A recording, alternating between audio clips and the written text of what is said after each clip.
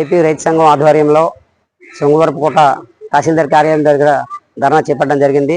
ఈ ధర్నా ముఖ్య ఉద్దేశం ఏమిటంటే రైతులు పండిస్తున్నారు, పెట్టుబడులు పెడుతున్నారు, అన్ని రకాలుగా ఈ కౌలు రైతులు నష్టపోతున్నారు. అందుకని ఆ పెట్టుబడులు పెట్టి నష్టపోతున్న రైతులకి ముందు గుర్తింపు కార్డులు ఇవ్వాలి, యాజమాన్యంతో సంబంధం లేకుండా ఇవ్వాలని మేము రైతు సంఘంగా డిమాండ్ చేస్తున్నాం. ఎందుకంటే ప్రతి ఎకరాకి 20 నుంచి 25 వేల రూపాయలు పెట్టుబడి పెడుతున్నారు. ఒకవేళ రైతు భరోసా పడితే నేరుగా భూ యజమానికే పడుతుంది, కానీ పంటలు నష్టపోతున్నారు, పెట్టుబడి పెట్టి అన్ని రకాలుగా నష్టపోతున్నారు. ప్రకృతి వైపరీత్యం కూడా పంటలు పోతే అన్ని రకాలుగా ఈ రైతన్నలే నష్టపోయి ఆత్మహత్యలు చేసుకునే స్థితి దాపరిచింది. ఈ దేశంలో స్వతంత్రం వచ్చి 78 ఏళ్ళు అవుతున్నా ఈ దేశ ప్రజలకి అన్నం పెడుతున్న రైతన్నలే ఆత్మహత్య చేసుకుని చనిపోతారు తప్ప పారిశ్రామికవేత్తలు ఒక్కడైనా చనిపోయిన దాఖలు అక్కడ లేవు. ఎందుకంటే ఈరోజు కేంద్రంలో మోడీ ప్రభుత్వం పారిశ్రామికవేత్త వ్యక్తుల నాది ఎంత ప్రేమ ఉందంటే వాళ్ళకి లక్షల కోట్ల రూపాయలు, సుమారు 20 లక్షల కోట్ల రూపాయలు రుణమాఫీ చేసి మళ్ళీ కొత్తగా రుణాలు మరో 10 లక్షల కోట్ల రూపాయలు ఉద్యమ పథకాల పేరుతో ఇచ్చారు.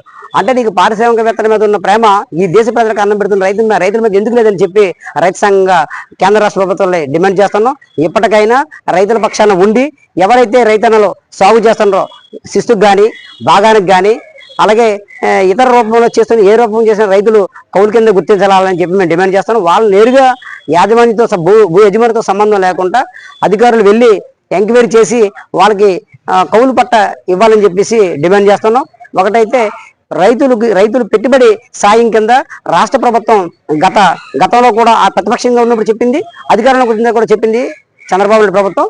కానీ ఏదైతే రుణ సాయం ఉందో 20,000 ఆ 20,000 రూపాయలు తక్షణమే ఇవ్వాలని చెప్పి డిమాండ్ చేస్తున్నాం. ఇంకోటి ఏంటంటే రైతులు పండిస్తున్న అన్ని రకాల పంటలు ఏవైతే ఉన్నాయో అన్ని రకాల పంటలకి బీమా వర్తింప చేయాలని, అలాగే 2021 ఖరీఫ్ సీజన్లో రైతులు ధాన్యాన్ని డీలర్లకి ఇవ్వడం జరిగింది. ఆ డీలర్లకు తరలించేటప్పుడు అయినటువంటి ట్రాన్స్పోర్టింగ్ ఛార్జీలు అలాగే కలసి ఖర్చులు అన్ని ప్రభుత్వమే ఇవ్వాలి. ఇప్పటి వరకు ఇవ్వకుండా కాలయాపన చేస్తుంది.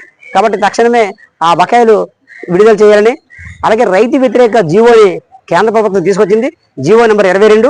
ఈ 22 జీవో వెనక ప్రమాదం ఏమిటంటే ఇప్పటి వరకు రైతులు తమ వ్యవసాయానికి మోటార్లు బిగించుకున్నారు. ఆ మోటార్లు విద్యుత్ ఉచితంగానే వాడుకునేవారు, ప్రభుత్వం ఉచిత కరెంట్ ఇచ్చేది.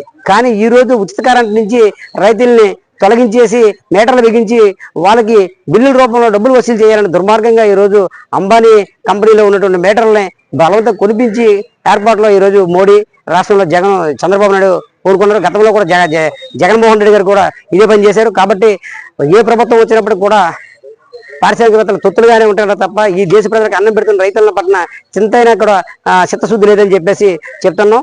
అలాగే ఈ జిల్లాలో నీటి ప్రాజెక్టులు చాలా వరకు పూర్తి కాలేదు. అనేక ప్రాజెక్టులు నీటి ప్రాజెక్టులన్నీ కూడా పూర్తి చేసి రైతులకి సాగునీరు అందించాలని, అలాగే 2 షుగర్ ఫ్యాక్టరీలు ఉన్నాయి, జామి ఒకటి, రెండోది ఎన్సిఎస్ షుగర్ ఫ్యాక్టరీ. ఈ 2 షుగర్ ఫ్యాక్టరీలు ప్రభుత్వం బడ్జెట్ కేటాయించి ఎన్సిఎస్ షుగర్ ఫ్యాక్టరీ ప్రభుత్వమే స్వాధీనం చేసుకొని దాన్ని నడపాలని చెప్పేసి డిమాండ్ చేస్తున్నాం.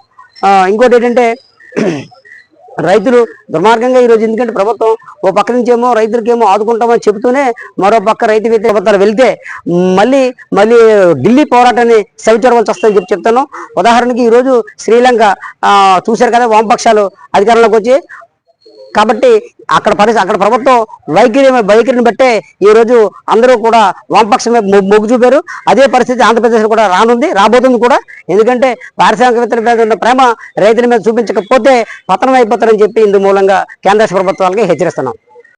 ఈ 10 డిమాండ్స్ పరిష్కరించాలని తహసీల్దార్ గారికి వినతి పత్రం ఇవ్వడం జరిగింది.